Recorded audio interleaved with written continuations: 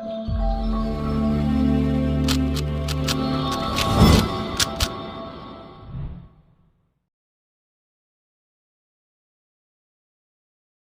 Everyone, स्वागत है आप सभी का अपने यूट्यूब चैनल आर.के. अकेडमी पर। आज की हमारी वीडियो हिस्ट्री से रिलेटेड है, जिसमें हम पढ़ने जा रहे हैं अकबर के शासनकाल के बारे में। जैसा आपने पिछली वीडियोस में देखा होगा, हमने एक वीडियो पूरी कंप्लीट बनाई थी बाबर के बारे में, बाबर के शासनकाल के बारे में। फिर दूसरी वीडियो मुगल शासन से रिलेटेड आई थी हमारी हुमायूं के बारे में। आज ये मुगल शासन से संबंधित तीसरी वीडियो है, जिसमें हम अकबर के शासनकाल के बारे में पढ़ने जा रहे हैं। अगर मुगल वंश की हम बात करते हैं, मुगल डायनेस्टी की बात करते हैं, तो सबसे ज्यादा महत्वपूर्ण जो शासनकाल था, सबसे ज्यादा जो समय था, वो था अकबर का शासनकाल। अकबर का टाइम पीरियड सबसे इम्पोर्टेंट माना जाता है, क्योंकि जो भी मुख्य सुधार हुए, जो भी मुख्यतः लड़ाइयाँ युद्ध थे, वो सारे के सारे अकबर के शासनकाल से संबंधित हैं। और जो मोस्टली क्वेश्चन एग्जाम में आते हैं वो अब यहीं से ही बनते हैं, अकबर के शासनकाल के संबंधित। अगर हम मुगल डायनेस्टी की बात करते हैं, तो मुगल डायनेस्टी या मुगल शासनकाल स्टार्ट होता है 1526 में पानीपत के पहले युद्ध से। बाबर संस्थापक था मुगल वंश का। 1526 से लेकर 30 तक बाबर का शासन रहता है। 1530 से लेकर 56 तक 2 चरणों में हमने हुमायूं के शासनकाल को पढ़ा। अब हम तीसरे जो मुगल वंश के राजा के बारे में पढ़ने जा रहे हैं, वो है अकबर, जिसका शासनकाल हम पढ़ने जा रहे हैं। वो है 1556 से लेकर 1605 तक रहता है अकबर का शासनकाल। यानी कि अकबर का जो टाइम पीरियड था, अकबर जब राजा बना रहता है, वो टाइम पीरियड था 1556 से लेकर 1605 ईस्वी तक। इस दौरान इसके बहुत से कार्य हैं, जिनको हम पढ़ेंगे इस वीडियो में। इसके द्वारा लड़े गए युद्धों के बारे में भी हम जानकारी लेंगे। अगर हम अकबर की बात करते हैं, तो अकबर का जन्म होता है 15 अक्टूबर 1542 को। कब हुआ था अकबर का जन्म? 15 अक्टूबर 1542 को अकबर का जन्म होता है। और इनका जन्म कहाँ होता है? राणा वीर साल के महल में। कहाँ होता है इनका जन्म? राणा वीर साल के महल में इनका जन्म होता है। अगर आपने हुमायूं की जो हमने हुमायूं से रिलेटेड जो वीडियो बनाई थी, अगर वो देखी हो, तो उसमें आपने पढ़ा होगा कि 1530 से 40 तक हुमायूं भारत में यानी दिल्ली का शासक बना रहता है। 40 में उसको और एक निर्वासित जीवन जीने के लिए मजबूर होना पड़ता है शेरशाह सूरी, क्योंकि 1540 में कन्नौज के युद्ध में हुमायूं को हरा देता है। तो इसी निर्वासित काल में ही 1542 में जन्म होता है अकबर का। राणा वीर साल के महल में जन्म होता है। इनके पिता का नाम हमने बता ही दिया, हुमायूं पिता का नाम था अकबर के पिता का। माता थी इनकी हमीदा बानो बेगम। हमीदा बानो बेगम कौन थी? अकबर की माता थी। अब अकबर का जो राज्याभिषेक होता है, वो इनके पिता की मृत्यु के बाद है। हुमायूं की मृत्यु होती है 1556 में। 1556 में जब इनकी मृत्यु होती है, उस टाइम पर अकबर कहाँ रह रहा था? उस टाइम पे अकबर था पंजाब की कलानौर नामक क्षेत्र में। वहीं पर ही 14 फरवरी 1556 को राज्याभिषेक हो जाता है किसका? अकबर का। कहाँ पर होता है राज्याभिषेक? ये होता है कलानौर नामक जगह पे। ये कलानौर कहाँ स्थित है? पंजाब में। पंजाब में स्थित कलानौर नामक जगह पर राज्याभिषेक होता है अकबर का, जब हुमायूं की मृत्यु होती है तब। अब अकबर चूंकि उस टाइम पर 13.5 साल के लगभग इसकी आयु थी, 13 से थोड़ी ज्यादा, 13 और 14 के बीच में इनकी आयु थी, जिस टाइम पर हुमायूं की मृत्यु होती है या जिस टाइम पर इनका राज्याभिषेक होता है। अब इनकी चूंकि इनकी उम्र काफी छोटी थी, एज में छोटे थे, तो इनके संरक्षक के रूप में काम करते हैं बैरम खां। तो इनके संरक्षक कौन बनता है? बैरम खां इनके संरक्षक बनते हैं अकबर के। कब से कब तक? 1556 से लेकर 60 तक, लगभग 4 साल तक संरक्षक के रूप में या प्रधानमंत्री के रूप में काम किसने किया? अकबर के बैरम खां ने किया। तो यहाँ से भी इम्पोर्टेंट क्वेश्चन बन जाता है कि बैरम खां अकबर के संरक्षक के रूप में कौन काम कर रहा था? तो बैरम खां थे 1556 से 60 ईस्वी तक। फिर इन सभी बातों के बारे में जानकारी, ये सभी जो भी जानकारियां हमें मिलती है, तो ये इसका मुख्य स्रोत कौन सा था? अकबरनामा। अकबरनामा मुख्य स्रोत था इन सभी जानकारियों का, जिसको लिखा गया था अबुल फजल के द्वारा। ये अबुल फजल अकबर के ही नवरत्नों में शामिल था। अकबर का एक दरबारी लेखक था अबुल फजल, जिसने अकबरनामा नामक पुस्तक की रचना की, जिसमें अकबर के संबंधित जो भी जानकारियां थी उस अकबरनामा पुस्तक में इसने लिखी। इस अकबरनामा का ही एक पार्ट है आईने अकबरी। तो आईने अकबरी एक स्वतंत्र पुस्तक नहीं है, अकबरनामा का ही एक पार्ट है। तो कई बार अकबरनामा पूछ लिया जाए या आईने अकबरी पूछ लिया जाए किसके द्वारा लिखित है, तो याद रखेंगे अबुल फजल ने इसको लिखा था, जो कि नवरत्नों में शामिल था अकबर के। अब इस तरीके से हमने अकबर का पूरा परिचय देख लिया है, इसके बैकग्राउंड देखा कि किस तरीके से चीजें थी। अब हम इसके द्वारा लड़े गए युद्धों और इसके साम्राज्य विस्तार के बारे में पढ़ते हैं। सबसे पहला युद्ध जो अकबर के द्वारा लड़ा गया था वो था पानीपत का दूसरा युद्ध। पानीपत का पहला युद्ध हम पढ़ चुके 1526 में इब्राहिम लोदी और बाबर के बीच में। ये था पानीपत का दूसरा युद्ध, जो कब लड़ा गया था, 5 नवंबर 1556 ईस्वी में लड़ा गया था। अब थोड़ा सा हम इस पानीपत की जो युद्ध था इसके बारे में हम जान लेते हैं कि किस तरीके से युद्ध की परिस्थिति बनती है। अब हमने पढ़ा कि जब हुमायूं की मृत्यु होती है तो अकबर कहाँ रह रहा था उस टाइम पर, पंजाब के कलानौर नामक क्षेत्र में, वहीं पर इसका राज्याभिषेक होता है। और इधर जब हुमायूं की मृत्यु होती है तो उसका जो सेनापति था एक तारकी बेग, क्या नाम था उसके सेनापति का, तारकी बेग उसके हुमायूं की सेनापति का नाम था, जो कि उस टाइम पर सेनापति हुमायूं की मृत्यु के बाद सेनापति के रूप में दिल्ली का राजभार संभाल रहा था। अब यहाँ पर जो हेमू नामक हेमचंद्र एक सेनापति था आदिल शाह का। आदिल शाह कौन हुआ, सूरवंश, शेरशाह सूरी हमने पढ़ा था, उसी सूरवंश का एक राजा था आदिल शाह। इसी आदिल शाह के सेनापति के रूप में काम कर रहा था हेमू, जिसको शॉर्ट में हम हेमू बोलते हैं, पूरा नाम उसका था हेमचंद्र। ये हेमू था, ये रेवाड़ी हरियाणा के रेवाड़ी क्षेत्र से संबंधित था और रेवाड़ी में ये नमक या शोरा का व्यापारी था, ये व्यापार करता था। फिर ये आदिल शाह के पास जाता है और उसके सेनापति के रूप में उसकी सेना में काम करने लग जाता है।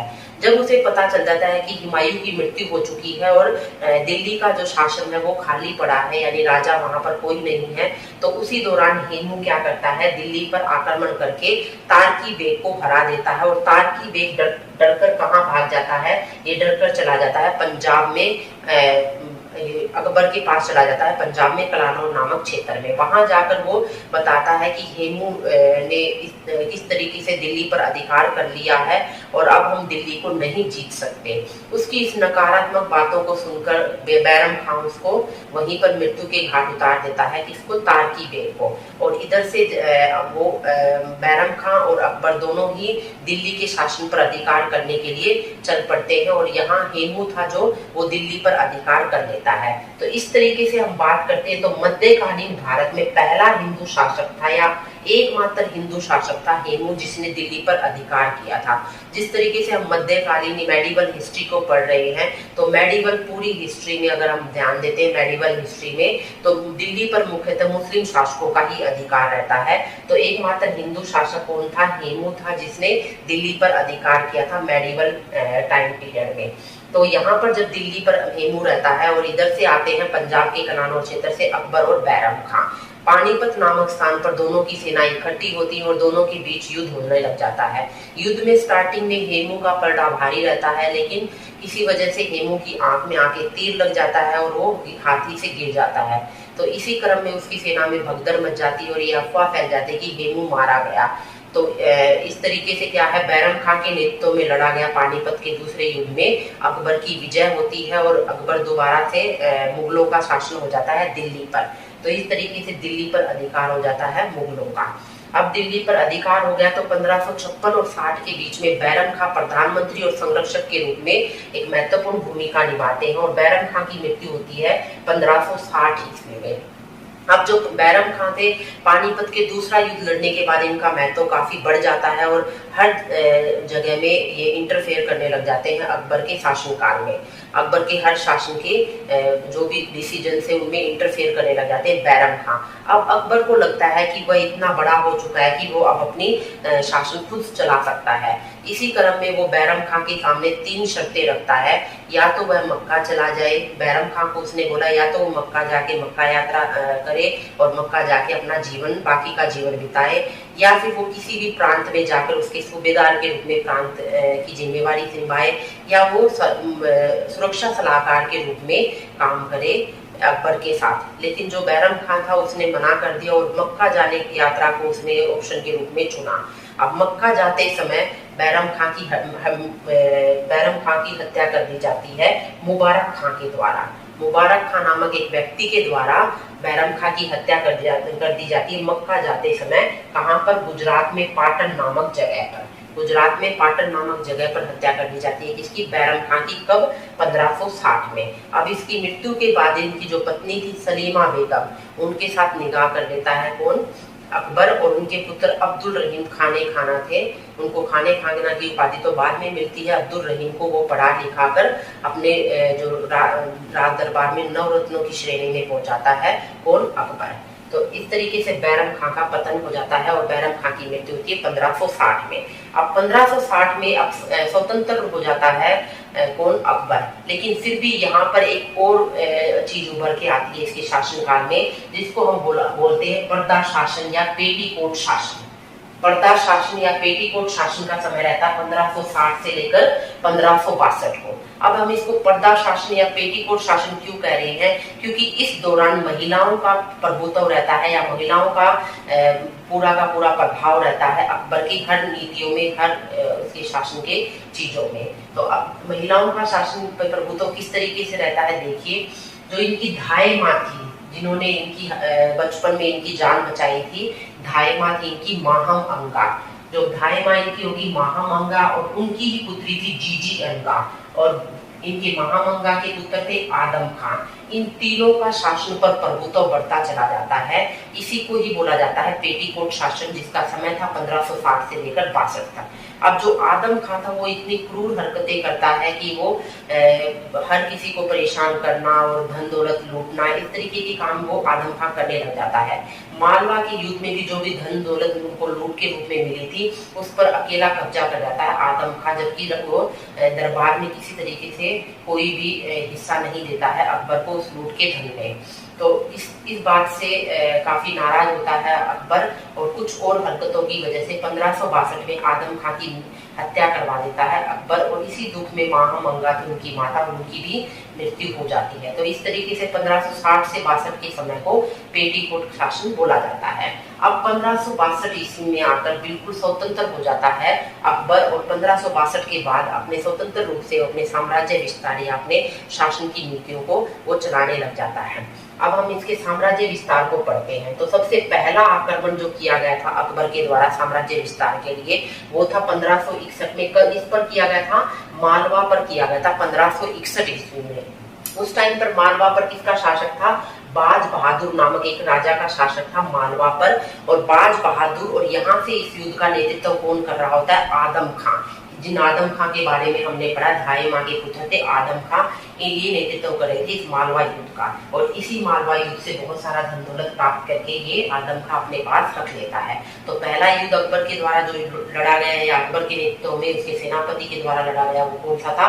मालवा का युद्ध था 1561 में। फिर ये लड़ते हैं 1564 में आता है गोंडवाना का युद्ध। ये भी काफी इंपॉर्टेंट युद्ध है। तो गोंडवाना का युद्ध, गोंडवाना जो क्षेत्र था उसमें गढ़कटंगा एक राज्य था। कौन सा था? गढ़कटंगा एक राज्य था, जहां पर रानी दुर्गावती थी। वो अपने 3 साल के पुत्र वीर नारायण, जो रानी दुर्गावती थी, वीर नारायण इसका 3 साल का पुत्र था, इसकी संरक्षिका के रूप में शासन कर रही थी रानी दुर्गावती। अब रानी दुर्गावती पर आक्रमण कर दिया जाता है मुगल सेना के द्वारा। यहाँ पर मुगलों का नेतृत्व किसने किया था? आसफ खान ने किया था मुगलों का नेतृत्व। तो इस तरीके से मुगलों और रानी दुर्गावती के बीच में युद्ध होता है 1564 ईस्वी में, और इस युद्ध में रानी दुर्गावती की हार होती है। और जब रानी दुर्गावती को लगता है कि मुगलों ने उसको घेर लिया, तो वो स्वयं अपने आप को तलवार से अपनी हत्या कर लेती है। तो इस तरीके से जो गोंडवाना का युद्ध है इम्पोर्टेंट है। और अगर गढ़कटंगा के इतिहास में देखा जाता है तो रानी दुर्गावती को बहुत ही सम्मानित नजरों से देखा जाता है और बहुत सम्मानित महिला के रूप में माना जाता है। अगला इनका जो अकबर का हम बात करते हैं तो राजपूत नीति थी। इन्होंने राजपूतों की तरफ ध्यान दिया अकबर ने। उसको पता था कि राजपूतों को शांत किए बिना वो पूरे भारत पर अधिकार नहीं कर सकता है, तो राजपूत नीति उसने अपनाई।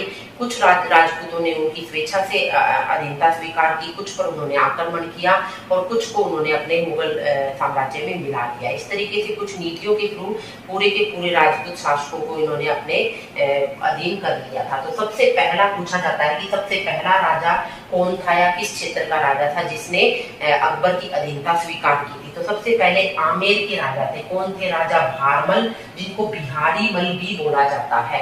राजा भारमल जो कि आमेर के राजा थे, जिनको बिहारी मल बोला जाता है, उन्होंने स्वेच्छा से, अपनी ही इच्छा से अधीनता स्वीकार कर ली थी। किसकी? अकबर की। तो यहाँ से ये भी क्वेश्चन हो जाता है, पहला राजपूत शासक कौन था जिसने अधीनता स्वीकार की थी अकबर की? तो वो था आमेर का राजा भारमल या बिहारी मल। तो और यहाँ से एक और क्वेश्चन बनता है, कौन सा राजपूत शासक था जिसने वैवाहिक संबंध स्थापित किए थे अकबर के साथ? तो यही था राजा भारमल, जिसने सबसे पहले मुगलों के साथ वैवाहिक संबंध स्थापित किए थे।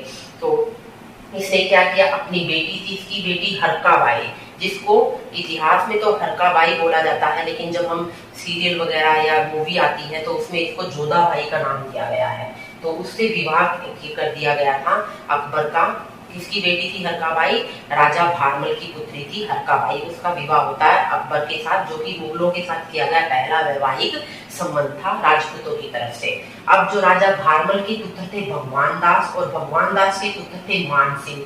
इन दोनों को ही मुगल दरबार में एक अच्छा पद मिलता है और मुगल दरबार में सेनापति के रूप में काम करने लग जाता है। कौन? मान सिंह। और बाद में मुगलों के यानी अकबर के नवरत्नों में ये शामिल हो जाता है मान सिंह।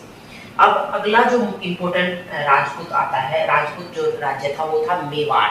मेवाड़ में जो चित्तौड़ का किला था वो इम्पोर्टेंट माना जाता है। इस चित्तौड़ पर अधिकार किसका था? उदय सिंह नामक एक राजा का अधिकार था चित्तौड़ पर। कब? 1567 तक।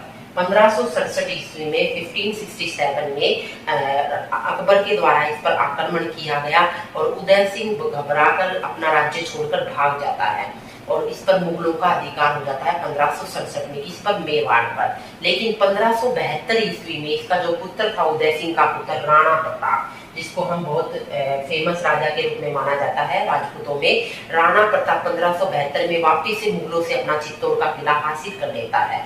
अब चित्तौड़ का किला हासिल करने के बाद दोबारा से अकबर द्वारा या मुगलों के द्वारा आक्रमण किया जाता है किस पर?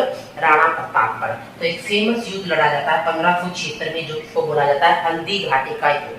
कब हुआ था ये? 1576 में हल्दी घाटी का युद्ध होता है। किस किस के बीच युद्ध हुआ था ये? राणा प्रताप, जो कि मेवाड़ या चित्तौड़ के क्या थे? राजा थे, और उनके सेनापति थे हकीम खां। तो राणा प्रताप के सेनापति कौन हुए? हकीम खां हुए। तो एक पक्ष से कौन शामिल हो गए? राणा प्रताप और हकीम खां। दूसरे में जो मुगलों की तरफ से कौन शामिल थे? मान सिंह। ये मान सिंह कौन है? राजा जो बिहारी मल या भारमल है उनके पुत्र, यानी कि पुत्र के पुत्र थे मान सिंह। मान सिंह सेनापति के रूप में नेतृत्व कर रहे थे मुगलों का, और आसफ खां भी थे। तो एक पक्ष में मुगलों के पक्ष में हो गए मान सिंह, आसफ खां। और अगर हम बात करते हैं हल्दी घाटी के युद्ध के बारे में, तो 1576 में लड़ा गया था हल्दी घाटी का युद्ध। जैसा मैंने आपको बताया, एक पक्ष में थे राणा प्रताप और हकीम खां, दूसरी तरफ से मुगलों की तरफ से शामिल थे मान सिंह और आसफ खां। और ये युद्ध एक अनिर्णायक युद्ध रहता है। जबकि इतिहास को अगर हम उठाते हैं तो कई बार किसी बुक में दिया जाता है कि इस युद्ध में मुगलों की विजय हुई थी, जबकि ये एक अनिर्णायक युद्ध था जिसमें किसी भी पक्ष की कोई विजय नहीं हुई थी। अपने पूरे शासनकाल के दौरान जो अकबर था वो इस मेवाड़ पर अधिकार नहीं कर पाया था, चित्तौड़ के किले पर। अब 1597 ईस्वी में राणा प्रताप की मृत्यु होती है, और उनकी मृत्यु के बाद जो उदय सिंह था इनका पुत्र राणा प्रताप का, वो मेवाड़ का शासक बनता है। और उसके बाद ही जहांगीर के साथ उदय सिंह की संधि होती है। तब जाके जहांगीर के समय में मुगलों के साम्राज्य में शामिल होता है चित्तौड़। पूरे अकबर के शासनकाल में चित्तौड़ मुगल साम्राज्य का भाग नहीं बन पाया था। फिर उसके बाद राजपूतों में जो अन्य राजपूत शासक थे, जो मेड़ता के थे, रणथंभौर हो गया, मारवाड़ हो गया, कालिंजन, इन्होंने स्वयं ही मुगलों की अधीनता स्वीकार कर ली थी। फिर इसके बाद हम बात करते हैं गुजरात, इसका जो इम्पोर्टेंट गुजरात विजय थी उसके बारे में अकबर की। 1572 ईस्वी में गुजरात पर आक्रमण किया था अकबर ने, और इस आक्रमण का, इस युद्ध का इसने स्वयं नेतृत्व किया था अकबर ने। जबकि हम ऊपर वाले जब युद्धों की बात कर रहे थे तो सबका नेतृत्व किसी न किसी इसके सेनापति के द्वारा किया गया था। यहाँ पर गुजरात विजय में खुद इसने नेतृत्व संभाला था अकबर ने, और इसी गुजरात विजय के समय ही इसने क्या किया? पहली बार समुद्र के दर्शन किए थे। तो यहाँ से क्वेश्चन बनता है कि किस विजय के दौरान पहली बार समुद्र के दर्शन किए थे अकबर ने? तो वो था गुजरात विजय के दौरान। और इसी समय पुर्तगालियों से भी ये मिला था। पुर्तगाली कब आए थे इंडिया में? 1498 में आए थे, वास्को डी गामा। उसके बाद पहली बार पुर्तगालियों से भी इसका मिलना कब हुआ था? गुजरात विजय के संबंध में, गुजरात विजय के समय। अब हम बात करते हैं बाकी युद्धों की। तो उत्तर पूर्वी भारत की तरफ हम जाते हैं तो बिहार, पश्चिम बंगाल, असम, इन क्षेत्रों पर भी अधिकार हो गया था मुगलों का।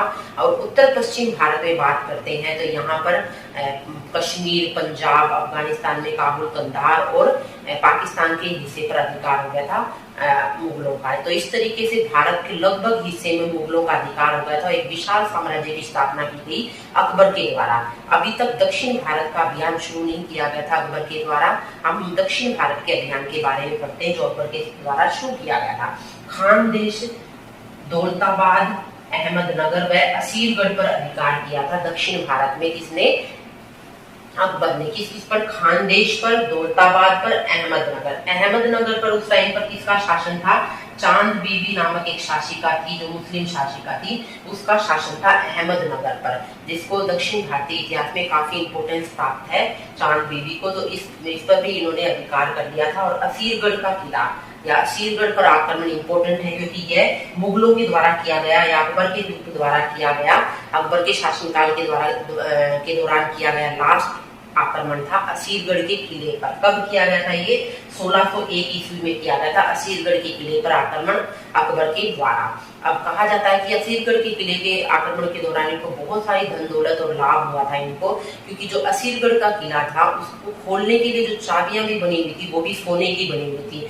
तो सोने की कुंजियों से खोला गया था असीरगढ़ का किला। फिर 1601 से 1605 में जब तक अकबर की मृत्यु होती है उस दौरान अकबर जहांगीर का भी विद्रोह हो जाता है। कुछ अकबर के खुद हेल्थ इश्यूज थे जिसकी वजह से अकबर और कहीं भी आक्रमण नहीं कर पाया। और 1605 ईस्वी में अक्टूबर 1605 में मृत्यु हो जाती है किसकी? अकबर की। और मृत्यु के बाद इनको दफनाया गया आगरा की सिकंदराबाद नामक जगह पे। यानी इनका मकबरा अगर पूछा जाए तो हम बताएंगे आगरा की सिकंदराबाद नामक जगह पर इनका मकबरा स्थित है। अगर हम अकबर की अन्य दो बातों के बारे में जानेंगे तो वो भी क्वेश्चन इंपोर्टेंट है एग्जाम पॉइंट ऑफ व्यू से। कौन से? देखिए, अनपढ़ शासक के रूप में प्रसिद्ध है, यानी पढ़ा लिखा नहीं था। कौन? अकबर पढ़ा लिखा नहीं था। और एक वाद्य यंत्र बजाता था वो, जो जिसका नाम है नगाड़ा, जिससे क्वेश्चन पूछा जाता है कि अकबर किस वाद्य यंत्र को बजाने में सिद्धस्त था या निपुण था, तो वो था नगाड़ा। तो इस तरीके से आज की वीडियो में हमने अकबर से संबंधित सारे फैक्ट्स जाने, उसका जो परिचय था वो, साथ में हमने उसके द्वारा लड़े गए युद्धों के बारे में जाना है। और नेक्स्ट वीडियो आएगी हमारी इससे रिलेटेड, अकबर से रिलेटेड, जिसमें उसने अन्य कार्य किए थे जो सोसाइटी से रिलेटेड, समाज से संबंधित या कोई और अन्य कार्य थे जो भी समाज सुधारक के रूप में भी इसने कार्य किए हैं, उसके बारे में जानेंगे हम नेक्स्ट वीडियो में। अगर पूरे मुगल वंश के बारे में या मध्यकालीन मेडिवल हिस्ट्री की बात करते हैं तो सबसे ज्यादा इंपॉर्टेंट पार्ट है अकबर, जिससे काफी सारे क्वेश्चन किसी भी एग्जाम में बनते हैं। तो आप अच्छे से इस वीडियो को एक दो बार देखें ताकि आपको सारे के सारे फैक्ट्स मेमोराइज हो जाए, आप इनको लर्न कर सकें। अगर अच्छी भी आपको वीडियो लगती है तो प्लीज लाइक करें, शेयर करें, कमेंट करें। Thank you for watching this.